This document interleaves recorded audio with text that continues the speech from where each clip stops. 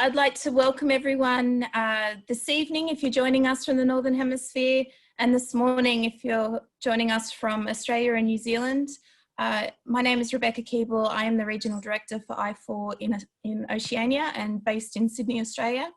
It is my pleasure to welcome you all to joining us this morning for this incredible tour, behind the scenes tour of our partners project in Bonorong Wildlife Sanctuary in Tasmania. Unfortunately, as we all know, the pandemic at this point in time prevents us all from travelling, but this is such an awesome way of us all connecting and being able to bring a slice of Australia to you wherever you are today. I wanted to start off with a bit of housekeeping. This is an interactive tour, so during the presentation, we'll be able to stop for some questions. There's a function at the bottom of your screen that allows for you to type in some Q&A, so please use that. We have a team moderating and I'll be able to call out some of the questions. We won't be able to get to them all, but we will have a team that will be able to respond to you at some point. I would, just before I introduce Greg, a bit of background to how we came to partner with Bonorong. A few years ago, our team met with Greg and his team, and we were able to support the building of Tasmania's first wildlife hospital. We're very thrilled to be able to do that. And thanks to the generous and ongoing support of our incredible supporters around the world, we're able to now provide veterinary capacity to have at that hospital. And we're going to go inside and check out what they're up to today as well.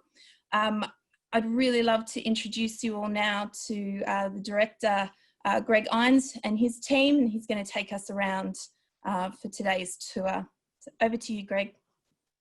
Excellent. Thank you very much, Beck. Well, first of all, thanks everyone for coming to join us. It's a bit chilly this morning here in beautiful, beautiful Tasmania, a lovely, lovely neck of the woods. But, you know, I think that's the one thing about the whole COVID situation. It's been so nice to connect in this way with so many people in so many different places. And let's be honest, it's probably made us think outside the square a little bit. And, you know, ideas like this come forward. And, you know, we're just really excited to share what we do with all of you good folks today. We'd obviously love to have you here and show you in person, but this is the next best thing. So a tiny bit about us, first of all.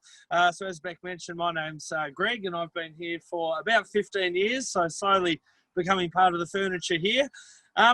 It's been an amazing 15 years, an incredible 15 years, seeing the changes for wildlife in our wonderful state. And for those that might not be aware of Tasmania, no, it's not Tanzania in Africa. It's beautiful Tasmania, down the very bottom end of Australia, down near Antarctica. It's a wonderful island that provides a refuge to so many different species. And Australia, sadly, has not had a great record with mammal extinctions. We currently have the world record, which is something we're not proud of, for mammal extinctions in the last 200 years, seeing some 24 mammals disappear, which is unbelievably disappointing. But if it weren't for Tasmania, that number would be a lot higher.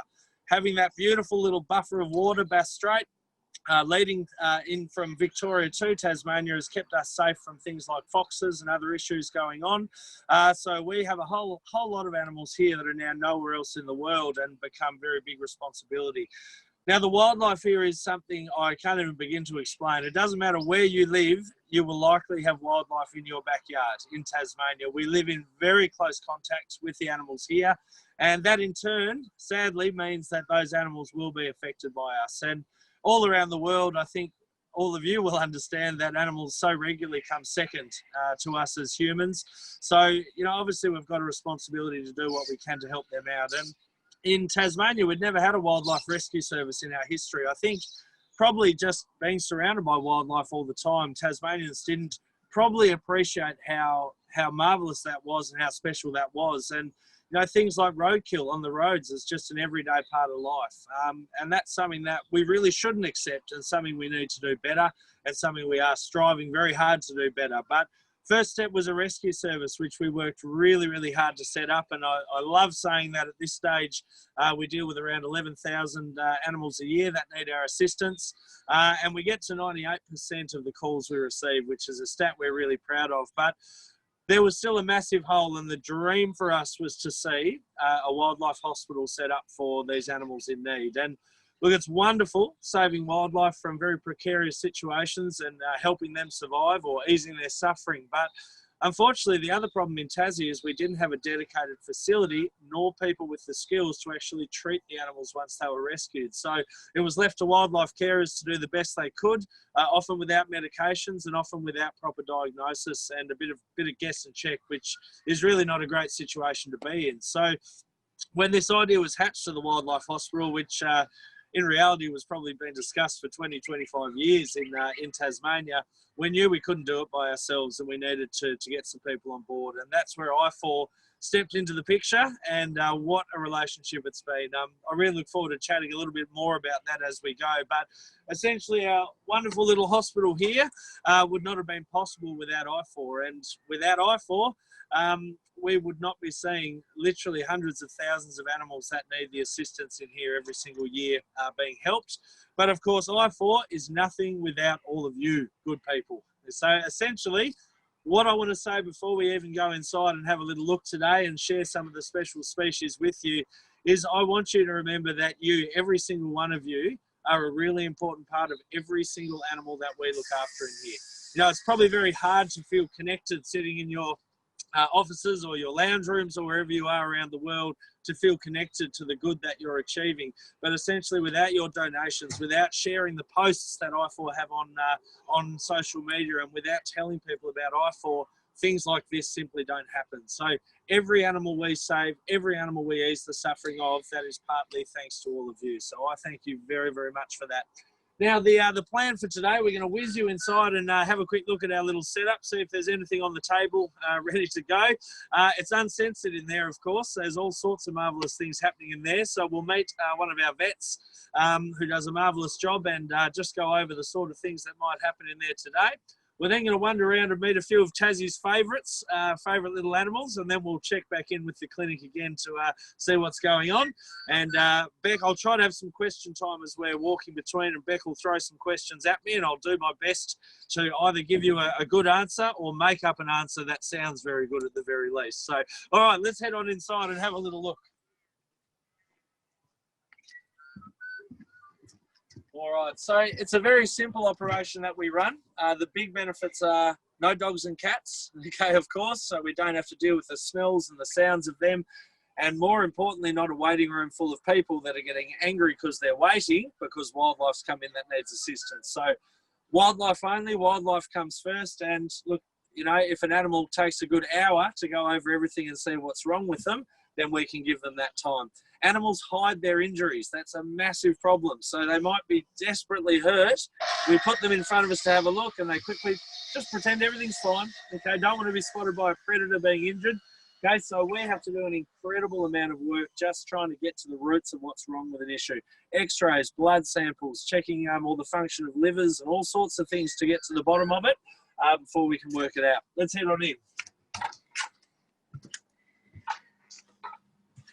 All right, so in here is just, yes, like a little, almost a research area and just a bit of office space for the guys. So just over here, which you have a little shine on, we've got things like a big centrifuge here for bloods. This will do a lot of analysis on those bloods and do the things that it needs to do.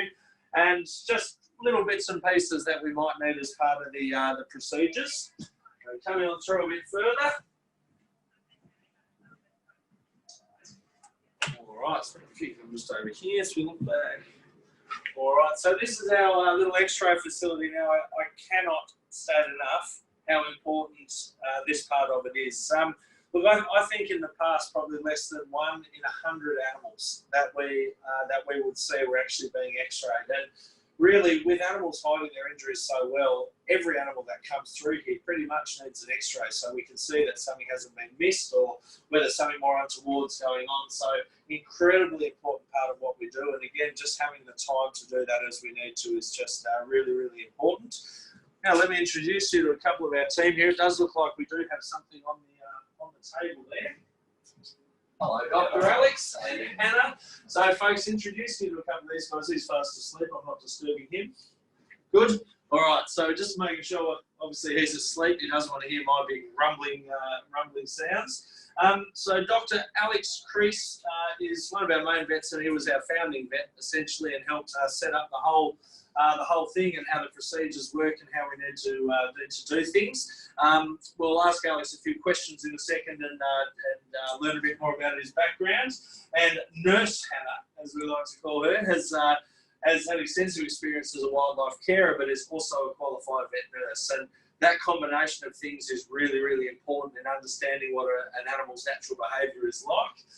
So before we meet these guys, we might just have a quick ask of Dr. Alex what's on the table. I'll get out of the way and just ask a few questions. What have you got there? So this is a bobok owl.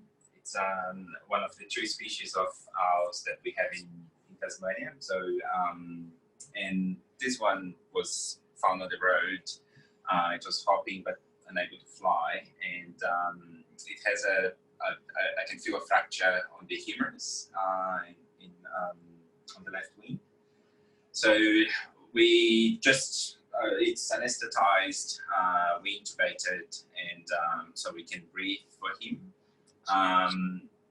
And we put a esophageal stethoscope there so that we can check the heart and how the heart is going while we are doing the initial assessment.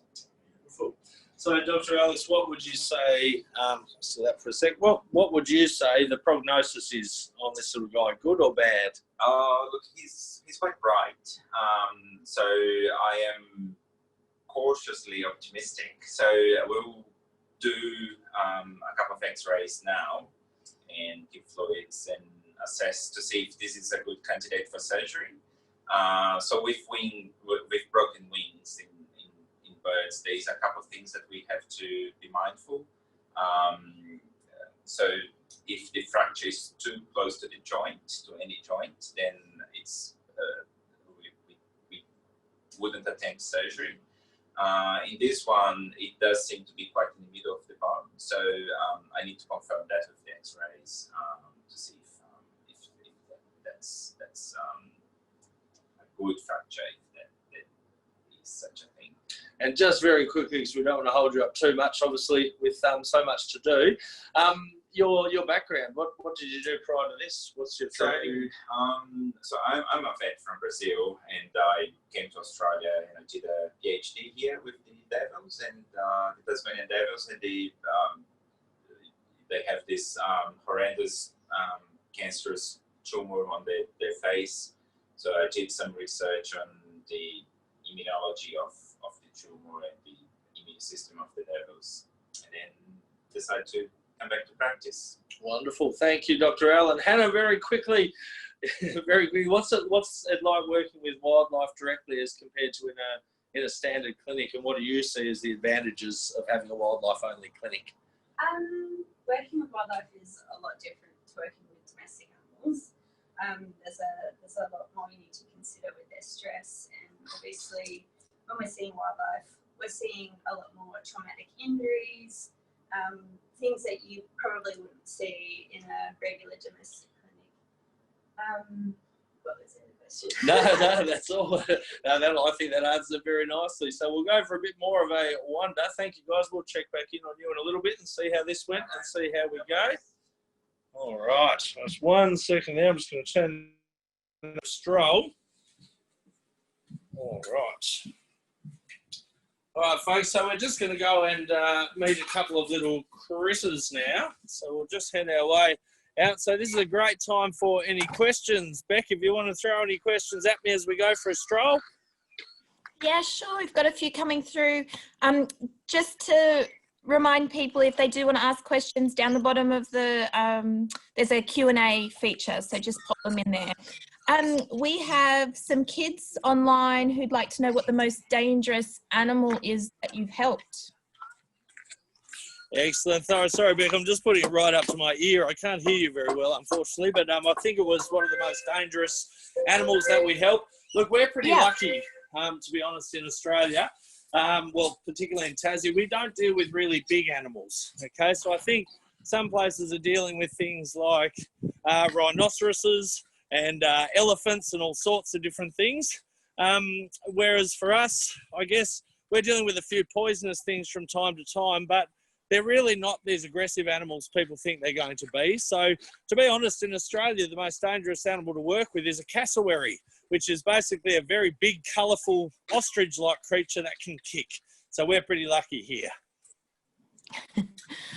And you mentioned before when you were talking about predators and so forth, Blair Smith wanted to know, are you saying Tassie doesn't have any foxes, and what non-Indigenous pests are affecting fauna in Tasmania? Wonderful, thank you. So yeah, look, we're very, very lucky here. I'm just going to give the camera back to Melissa there to hold on me. Thank you. So we're very lucky to not have foxes here in Tasmania. Look, there's a lot of debate as whether they have been here or they haven't been here in the past. We really don't know 100% to be honest, but a lot of evidence that they had been at some stage, but certainly never took hold. So the fox is the most efficient predator on the planet behind people. So just their introduction here would see the extinction of approximately 75 species probably within 10 years. So it would be just a disaster. But like so many other places in the world, domestic dogs that become feral are certainly an issue, but our biggest one is definitely cats, feral cats, but also domestic cats. And I think it's important to note it really doesn't matter where you are in the world, responsibly looking after our pets is just so important. And it's in the top 3 reasons that we see animals coming through here. So cars being number 1, most definitely. But cat attacks are just a major, major issue. And, you know, I think we do need to analyse the impact just one cat can have, and making sure we keep our pets indoors or well contained so they're not killing things is really, really important. Right. And there was another question about how are animals found and brought into the clinic? Yeah, wonderful. So sorry, I have to keep going to the speaker. I think it's my speaker, to be honest, but I apologise for that. So yeah, look, all sorts of ways that they're found, of course, but look, vehicles are a really big issue here because we have so much wildlife here. There's always grass on the side of the road. There's just so many animals hit by cars here. So they estimate between 500,000 and 1 million animals killed on our roads every single year in Tasmania. So that's about 40% of the rescues that we see. But look, if there's a way an animal can hurt itself, they seem to find that way. It's just incredible. I think every time we think that we've seen it all, we see new issues.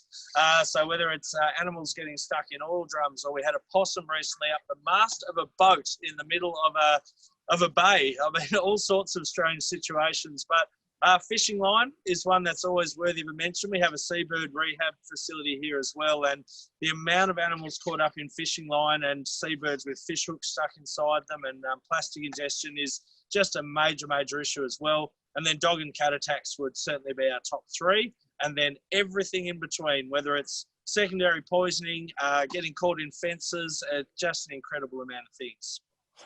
All right, Kim, what we might do, Beck, we might just quickly meet one of our little creatures and have a few more questions in a moment. Just as I'm getting in here, Beck, just to confirm, is the sound quality okay from my end? Yeah, there's a few people saying it's you need to talk closer to the mic, but... Okay, no worries. Yeah. As loud as I can. Oh. Thanks, Sam. She's a bit wriggly this morning. Oh, dear me. All right, let me introduce you to this little lady here. She's a bit of a troublemaker. We'll see how long she can actually stay there. But this is a little Tasmanian devil. Her name is Callie. Her mum died of facial tumour disease, which is a nasty disease that's been killing devils all over Tassie for about 25 years and has sadly now rendered them endangered. So because she's a baby that's been hand-raised, she likes to eat me. Okay, she's only playing, but she doesn't know her own strength sometimes. But you'll see she's very wriggly and always trying to latch on to some sort of clothing or something like that, just like she would her mother. Okay, so she's just having a bit of a play and enjoying herself. But they are a very, very misunderstood animal, which is why we think it's so important to share this side of them. That even though her jaw strength is the strongest of any animal in the world compared to body size, she still can be very, very gentle. Now, these animals are not hunters, they're scavengers. Okay, so her main job is to go around and eat carcasses, essentially, and clean up the forests. That is her job. She's not a very good hunter.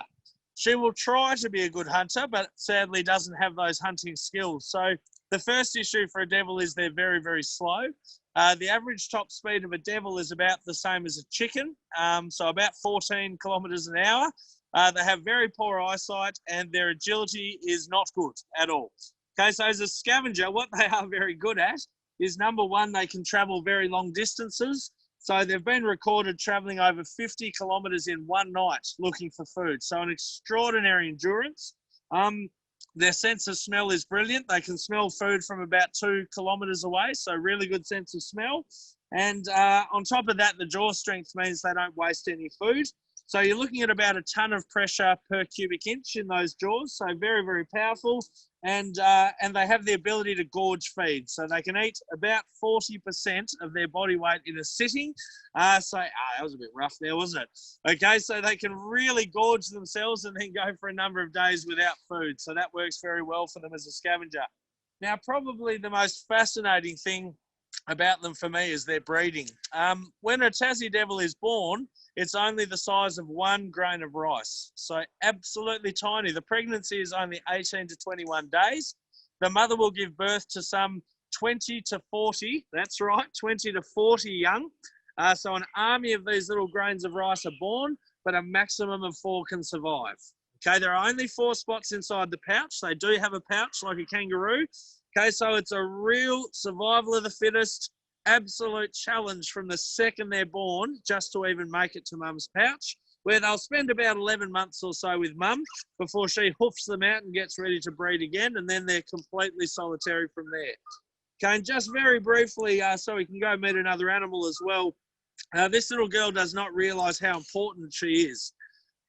There's been a real issue with orphaned Tasmanian devils, developing cataracts in their eyes when they've been raised, and we're not sure why that is. It's something to do with nutrition, but no one knows what. So what we need to do with this girl, and why we've kept her so friendly instead of raising her for release back to the wild, is we'll be working with the university here in the Save the Tasmanian Devil program to try and develop a devil-specific formula to hand raise orphan devils. So this little girl will hopefully breed when she stops behaving like a 2-year-old. She will hopefully breed. And then what we can do, because she's so friendly, is just take milk samples every 2 weeks. We can analyse the composition of that milk, and we can try to then replicate that composition and develop a devil-specific formula to hopefully save hundreds and hundreds of lives in the future. So she might be very cute, but she does not know how important she is at this stage. So fingers crossed that all goes well. It'll be probably about a 2 or 3 year project to get that up and running. But what that'll mean is we'll see really small little devils that are currently euthanized if they're found very small being able to be raised, which is very exciting. All right, this little wriggly worm, I'm going to put her back down because she's being an absolute menace, and we'll head to another one. Oh, dearie me. That is not easy, I can tell you. All right, what we might do, we might head to the wombats next, I think. I might take that and do a quick swap around again so we can have some questions. All right, ready for another question there, Beck? Yeah, great. That was very well timed. We had lots of questions about the Tasmanian devils and the facial tumour disease, so I think you've answered quite a few of those. People want to know, obviously, the impact of the bushfires and how that impacted Tasmania, and I guess even now how COVID is impacting you as well. Absolutely, yeah. Look, the bushfires were, I mean, they were probably what you saw on the telly. Really, they were incredibly hot. You know, unfortunately, climate change is a very, very real thing, and we are seeing the effects of that every single year. And even in Tassie, we're seeing things like fires in rainforests, which haven't seen fires for hundreds and hundreds of years because it's just so dry, and just one little lightning strike setting it off. So the fires are burning hotter than they ever have before. And you know, a fire like that, that's moving that quickly and, you know, 30, 40 metres in height, just barreling along, nothing in that's path is going to survive, unfortunately. So really every single animal can be affected by that quite badly. So look, some animals like wombats might take a bit of refuge underground, but then when they come back out, they might burn their little feet. But look, when fires burn that hot, there's not a huge amount of animals that you can really try and save, because so many of them, unfortunately, will, if they're still alive, will not be able to be saved. The injuries will just be too severe. And of course, for others that are close enough, they don't even get through the original incident. So all over Australia, we're seeing issues like that. We've had some really big fires here in the last handful of years, which we've done the recovery for, the main one a few years back. But yeah, look, it's just a case of course, making sure there's teams on the ground to try and get in there and help when it happens, and help put food out and stuff for animals to recover. But really, no animal is safe in a situation like that when it is just so hot. It's just an incredible thing, and very, very sad to see. And how about with the COVID situation? How's that impacting you guys in the centre and being able to rescue and treat those animals? Yeah, look, another great question. There's obviously been, I'm just going to turn this around and give this to, oh, actually, yeah, you grab him first, sorry. So yeah, obviously for us, what's really important for us is we're funded very much by our guests that come through. So while we're a sanctuary here, we're very much not a zoo. We don't import animals, or we don't collect animals. All the animals that are here for a reason. So for example, the devil's over there, and we have some that have been hit by cars and things like that. We have tawny frogmouths that are blind in one eye. We have echidnas that are missing legs after dog attacks. So we're sort of a sanctuary for animals that can't go back. Our number one aim is to get things back out in the wild where they belong. So of course, for us, COVID's just meant a massive drop of income. So that can be obviously a little bit of a challenge.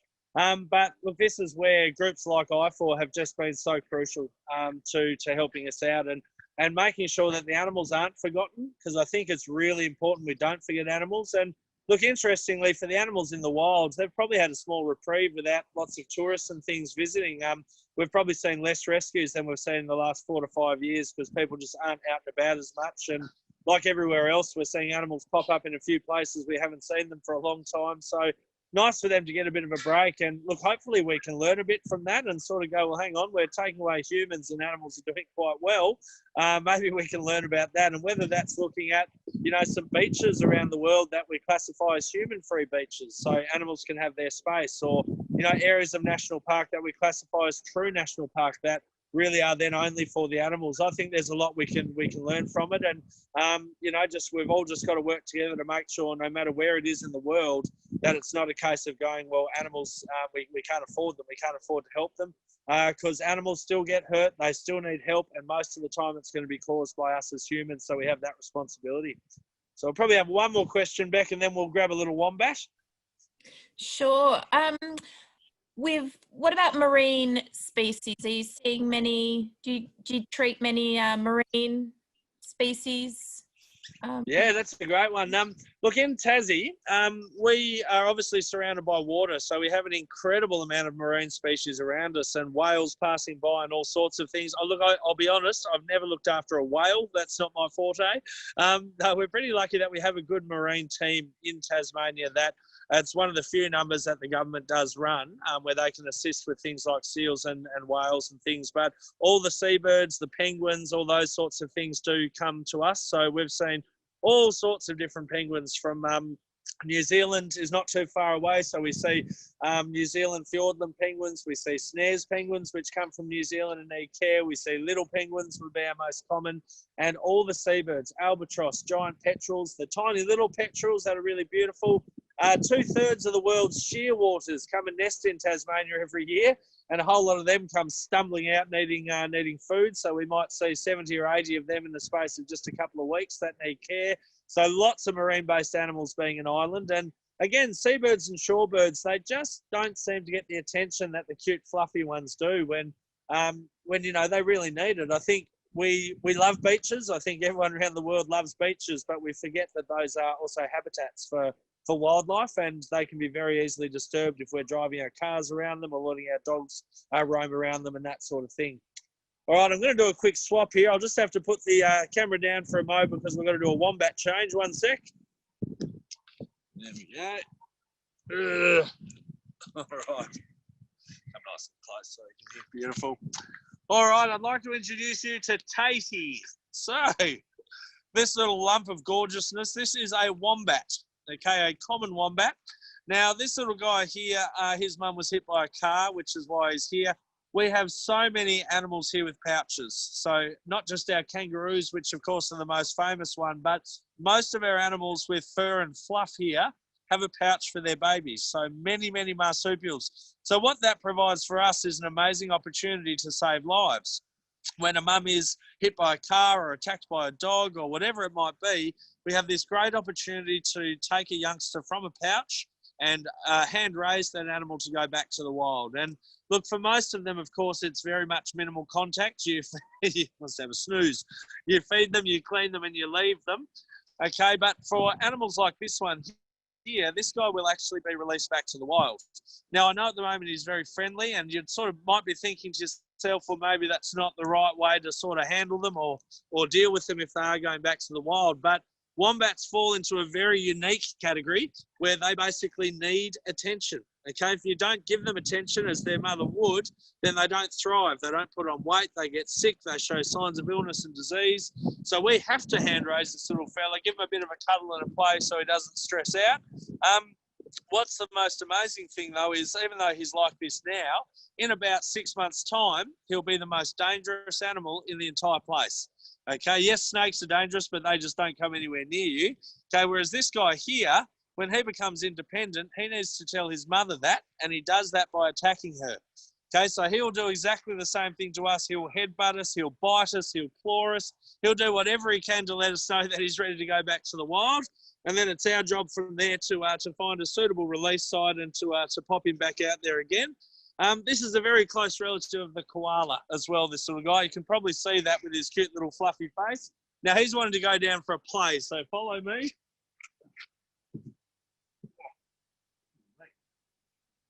There we go, silly. What are you doing there? All right, so these little guys are fairly non-stop. They, especially at this age, we've got a much smaller one at the moment we're raising as well, but this guy here is just an absolute barrel of beans at this age, especially being a boy. So, yeah, he's just had his breakfast put in there, so he's very keen to get over there and have a snack. But, look, he's at the moment just refining his skills. He's learning to dig big, long burrows that he'll need to deal with in the wild. He's learning his defence and how he does that, how to mark out his territory. And then when he turns and becomes wild, he'll be a totally different animal that will literally just attack us and just want nothing to do with us. So they are probably the most successful sort of furred animal, marsupial, of any animal in Tasmania that we raise and release. They do the best upon release back to the wild. So they do really, really well. All right, we might take a question or two there. I'll do a quick flick. Greg, there's some questions about mange and if you're treating any wombats with mange. Yeah, look, absolutely. That's a great question. So mange, look, it's been really strange. We're not quite sure exactly what's going on with mange, but we do know that mange has been around in Tasmania since Europeans arrived here. So it's been around for a very long time. But for some reason, there's been this massive, absolutely massive increase in Tasmania particularly, but other places in Australia as well, where even though their numbers haven't significantly dropped overall, what we're seeing is some areas like Narantipoo National Park where over 95% of the population has gone. So really, really disappointing sort of numbers. And for those that don't know what mange is, it's a small mite that gets under the skin and it eats and lives off the hair follicles. And so these animals wind up sadly very furless. They often go blind. They're very itchy and they scratch those itches and then they wind up all infected. And look, treating it is very, very difficult. So what we are doing at the moment is working with a fantastic researcher by the name of Scott Carver, who's doing some trials with a new drug, which we're hoping will be an absolute game changer. So the hospital has been involved in that research and our vets, who a number of them have a research background, have been working with that team. And look, hopefully this is a drug that can be rolled out all across Australia to see them able to be treated in the wild and hopefully give them some relief.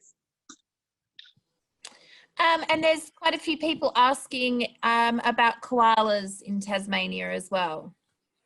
Yeah, absolutely. Well, our little wombat friend looks a fair bit like a koala, and he's the cousin of the koala, but he's the closest thing we have to a koala in Tasmania.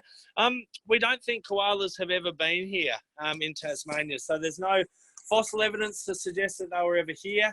And the reason it's thought that's the case is Bass Strait, which is the water mass between Tasmania and mainland Australia. It's thought when that was above ground that it was very, very thick, swampy gums. And koalas are very fussy about what sort of food they eat. So it almost would have been a wall of no food, which sort of prevented them coming to Tassie in the first place.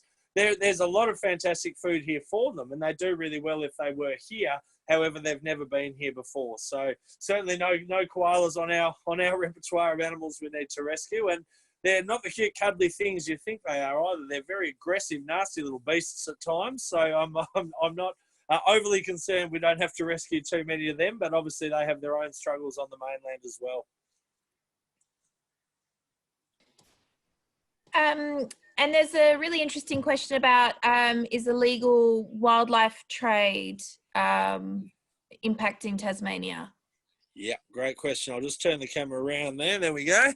Thank you.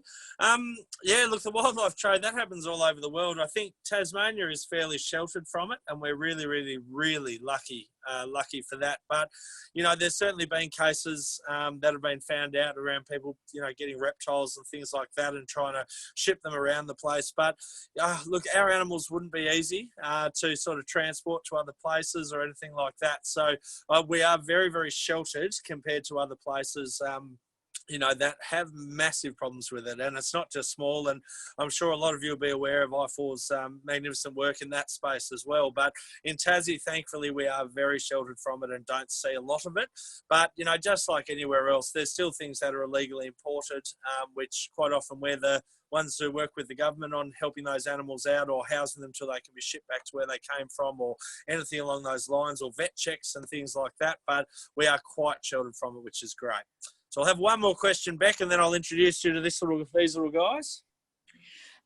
There's a question about Tasmanian tigers. I guess a bit of...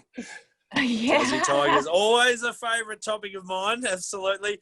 Tassie tigers, so for those that aren't aware what a Tassie tiger is or was, basically a very large carnivorous marsupial, not very large, about the size of, I guess, a border collie sort of dog or a Labrador dog, so not as big as people thought, but essentially they were our highest order predator or our apex predator all the way around Australia, but sadly they became extinct sometime in the last sort of 100 years, I guess. Well, 1936, the last known one died in captivity.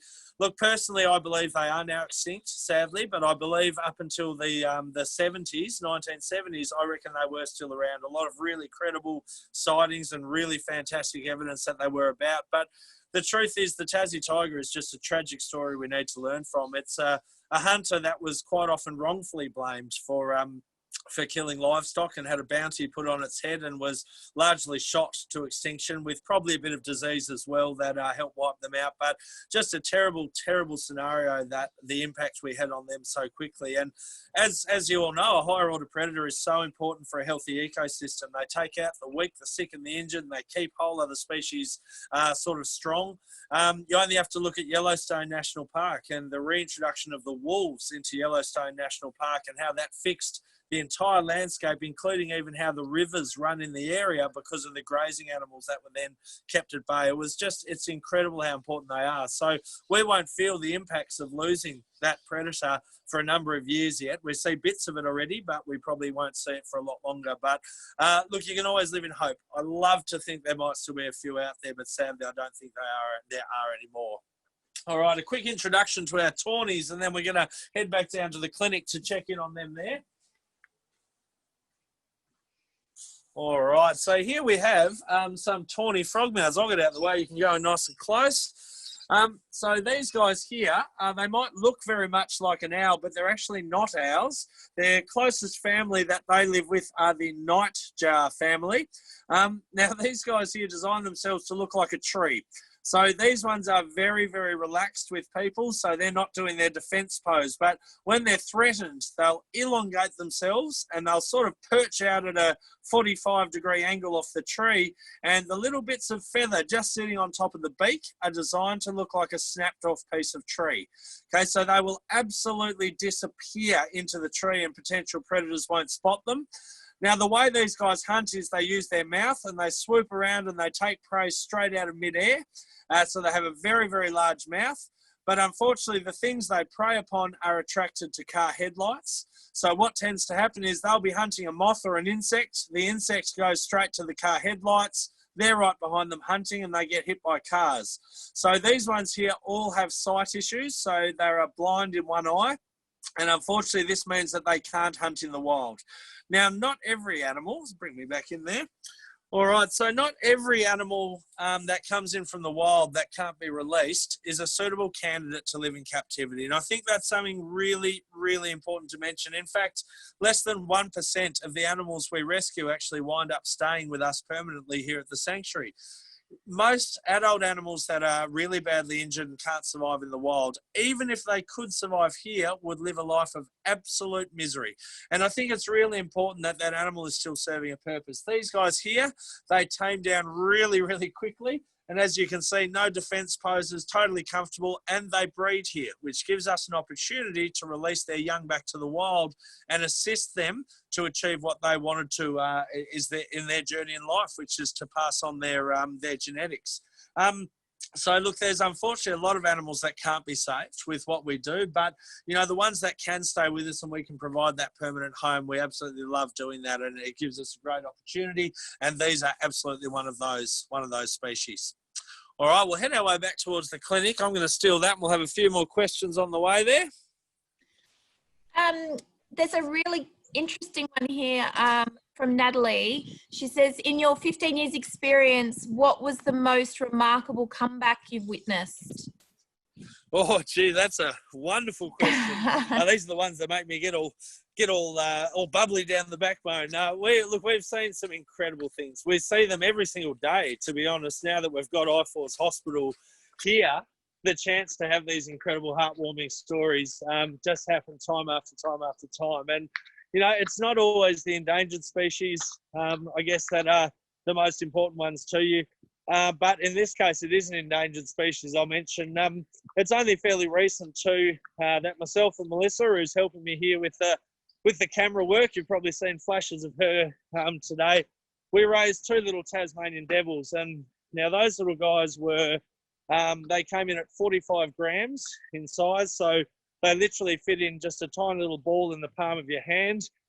Technically, you can't raise them until they're 100 grams, but we got special permission to try a couple of formulas and fix the cataract issue. So they needed feeding every 3 hours, but took 2 hours to feed. So it was a fairly challenging set of circumstances where you get an hour's sleep at a time to look after them. But no one thought they would survive, including us.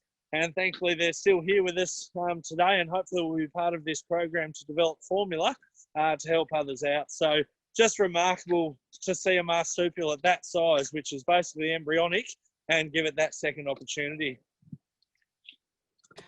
And I know you've mentioned a couple of times bits and pieces about the work that you guys do with conservation and release programs, but just any links between what you do at the sanctuary in Tasmania and also any of that goes on the mainland?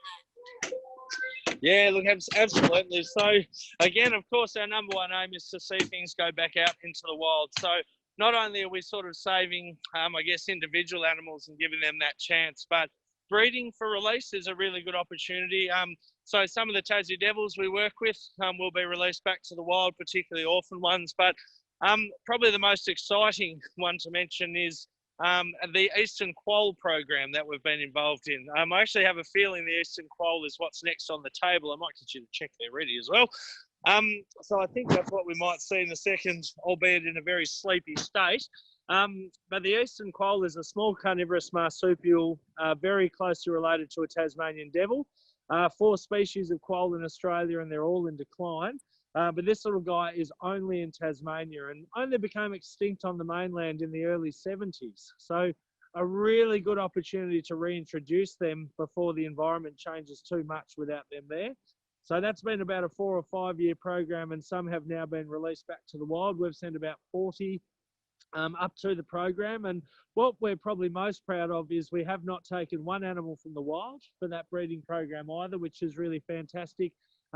We've just had ones that have come in with various injuries, so hip injuries, head injuries, they might be missing legs after injuries, and we've managed to make them sort of friendly and comfortable to the point that they've bred, and they're the ones that we've used for the program. So great to be involved in something like that, but obviously just supporting other research. We've recently had some collars put on some of our little hand-raised devils, looking at proximity studies. So how often they interact with each other, what that would mean for the spread of facial tumour disease. And interestingly, it's not unlike the whole COVID situation, really. It's all about social distancing for them.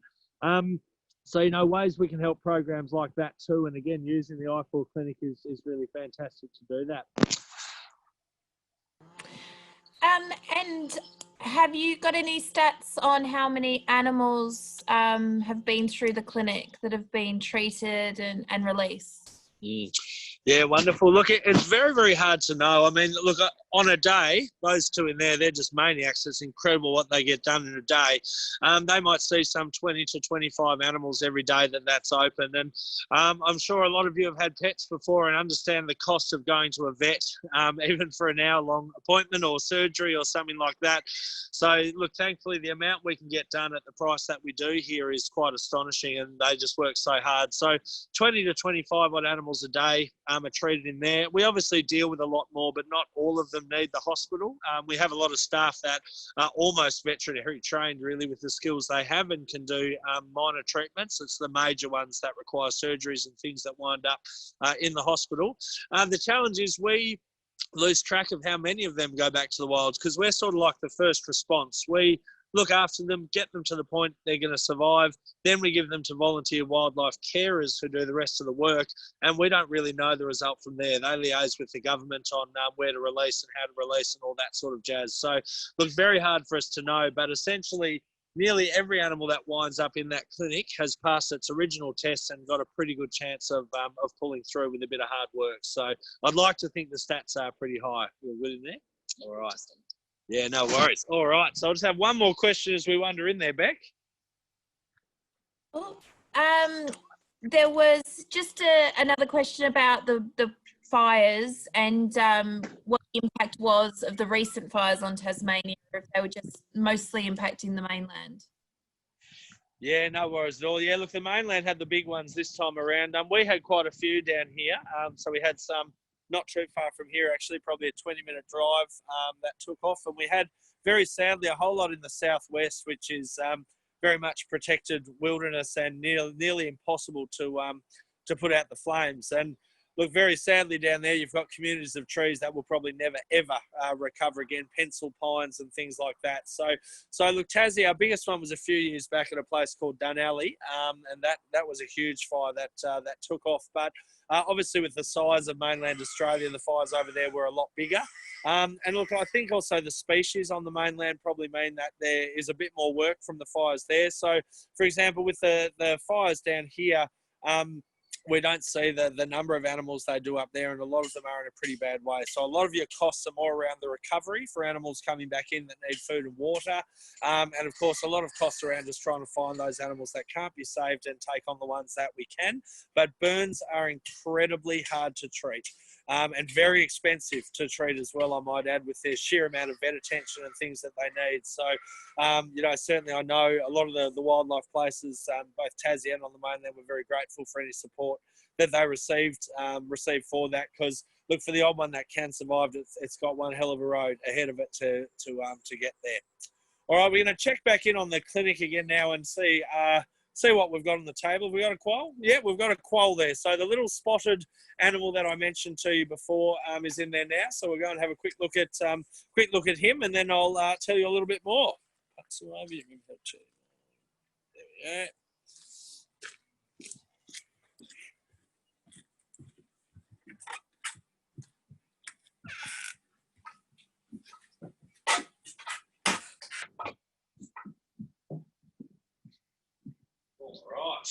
Steal that from me. Thank you. All right, I'll take the camera here and we'll just take you back in to check in. First of all, how did you go with the boo-book? Yeah, he does have a fracture on the left wing. It's, I guess it's good and bad news. The good news is that it's a nice fracture to fix, but the bad news is that there is a wound on the patagium. The patagium is that membrane between the shoulder and the wrist, and that's a very important structure in birds. It's an elastic tissue, and it doesn't have the best healing powers. So we'll try to. So the bone itself, the fracture itself, is not that challenging to fix. I think the patagium, that soft tissue injury, is more challenging. So we give fluids and pain relief, antibiotics. It's an open fracture. So it's in the humidity crib at the moment, recovering from the anesthesia. So it's kind of like an incubator, little incubator where they can wait and be warm.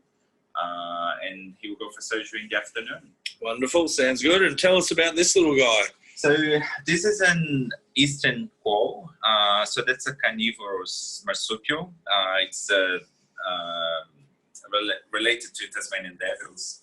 And the interesting thing about these animals is that they are native to Tasmania, and now they are endemic to Tasmania. So they once lived on the mainland as well in Australia, but they were extinct because of foxes there.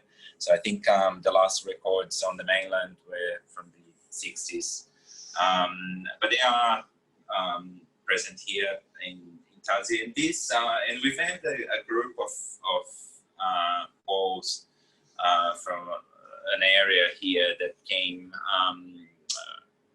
very anemic, full of parasites, and we have wounds on the tail. So we are just monitoring them. They have recovered for the most part, and today is just a recheck. So this one has been in care since the 6th of June, so nearly 2 months in care. So, and hopefully he will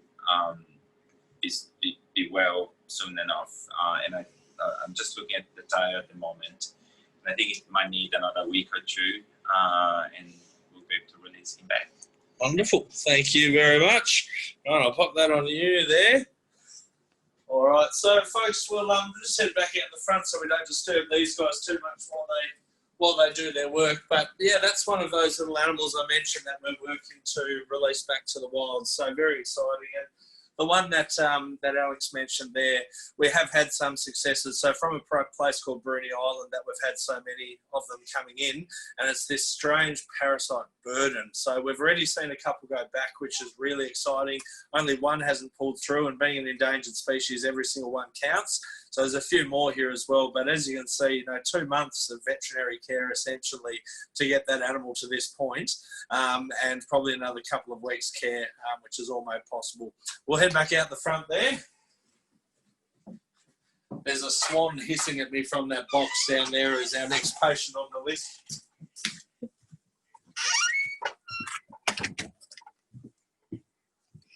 All right, so folks, just to sort of, I guess, sort of wrap up from our end. I know it's a bit of a power tour, and we've raced around and done okay. Look, I hope the quality of the footage has been okay, and I'm sorry about the mic issues from my end. You've probably seen enough close-ups of my ear that you never want to see an ear ever again, so I could hear Beck's question. But look, I hope it really did give you a little taste of some of the work that we do and why it is so important. Obviously, that's just 2 of literally 25 animals on their list today, 5 of which are endangered that they're dealing with today. So, it's an incredible amount that they really do get done in one day. But to sort of mention what the future holds from here, look, obviously COVID's had a great impact on us financially and our ability to be able to do some of the things that we'd like to do. And our number one aims were to make sure the rescue service didn't slow down at all, to make sure the hospital kept running at full capacity, and to make sure our staff, which are so crucial to these animals surviving, were able to stay and work with us. Those were our only three goals, really, and willing to do whatever we needed to get to that point. And look, to be honest, it was a matter of seconds before IFAW came to us and said, hey, are you okay? More importantly, are the animals okay? And what can we do to help? I just cannot tell you how refreshing it is to have an organisation that you don't have to chase them at all. You don't need to beg, you don't need to plead. They see the value in what we do and you know, approach us to make sure that we can give very best practice to these animals. And I just cannot tell you what it has been like in Tasmania for so many years without a hospital like this one behind us and without the support of someone like IFAW. I literally shudder now when I think 10 years back to the amount of animals that probably could have been saved had we had this facility, to the amount of animals that have probably suffered absolutely needlessly while we had to just wait and see if they got better or worse. You know, when if we just had these facilities, we could have done those tests and seen that an animal was too far gone or that it was worth a shot. So look, I knew this would achieve incredible things. I had no idea it would achieve this much. And not only has IFAW sort of sponsored the beginnings and the making of the clinic, hence the name being named after IFAW in there, but the ongoing support of funding the staff is the single most important thing that we need. And let me tell you, there's so many organisations that we've approached in the past to help us with wages, because look, it's fantastic having this great facility, fantastic having all this great machinery to help the animals out. If you can't afford to pay the people to work the machinery at the end of it, it's useless having it. The single most important thing in wildlife care is the people that are doing it. And when we explained that to IFAW, and that was our biggest limitation, they were just so quick to say, well, it's not about what it's funding, it's about the results. And I think that is so often forgotten in spaces like this. And look, that's why hands down IFAW has been our favourite organisation to work with from the very beginning, and we're really excited about the partnerships and, more importantly, the animals that we're saving going forward. And look, just to bring that back to all of you guys, IFAW is nothing without all of you guys that give that support. You know, make sure you take the time to jump on their website and have a look at just the sheer array of stuff that they're doing. It is the most big-hearted business I've certainly come across before, and we're just almightily proud and honoured in many regards to be seen as worthy of working with IFAW. So to all of you that have donated and, you know, especially kept donating during this COVID time and are ongoing supporters of IFAW, you know, I just can't thank you enough. You know, you don't always have to be the person on the front line to kick the goals, but make sure you do take the time to have a think about where your donations go and where your support does go, because you are a really important part of everything that they achieve.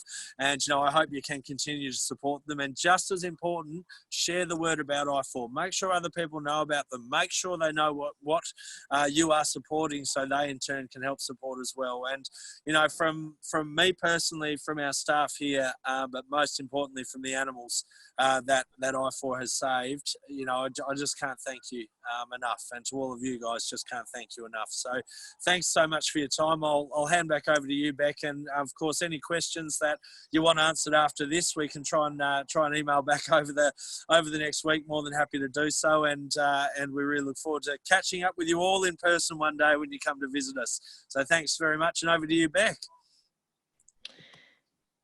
Thank you so much, Greg. I can't thank you enough to you and the team there today for taking our supporters around your amazing facility and giving us a bit of a behind the scenes on what happens in the day of the life of the clinic as well. I just want to say a huge thank you to everyone that has joined today from wherever you are in the world.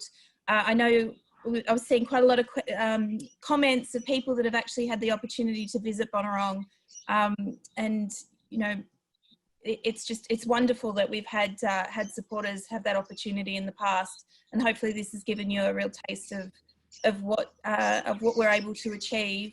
And we can only achieve that with the support of our supporters and that generosity. And it's not just for these programs here in Australia, but but across the world. So thank you so very much for all your questions. I know we didn't get to them all. We've got a team of people and that are going to come back to you. And also, we'll be sending out a link. It was recorded, this session was recorded, so we'll be able to send out that link to you, and please feel free to share that with friends and family as well. Thank you very much wherever you are in the world. Stay safe and healthy, and we look forward to sharing more of these tours with you going forward. Have a great day.